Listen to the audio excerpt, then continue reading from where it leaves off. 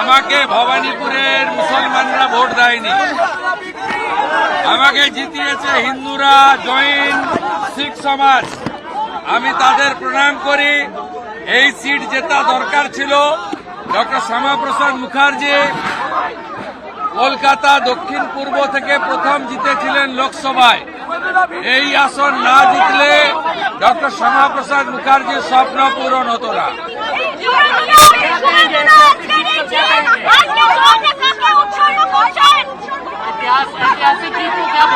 ধন্যবাদ জানাবো বিশ্বের লোকপ্রিয় নেতা নরেন্দ্র মোদীজিকে, আর কৃতজ্ঞতা জানাবো আমার নেতা কেন্দ্রীয় স্বরাষ্ট্রমন্ত্রী অমিত শাহকে। তিনি আমাকে এই কেন্দ্রে দাঁড়াতে নির্দেশ দিয়েছিলেন, উৎসাহিত করেছিলেন। আর আমার এই জয় 300 বিজেপি কর্মী যাদের আত্মবলিদানে আজকে বাংলায় পরিবর্তন, সেই 300 বিজেপি কর্মী এবং হিন্দু শহীদ হরগোবিন্দ দাস, চন্দন দাস সহ যারা হিন্দুত্বের জন্য প্রাণ দিয়েছেন তাদের প্রতি উৎসর্গ করলাম।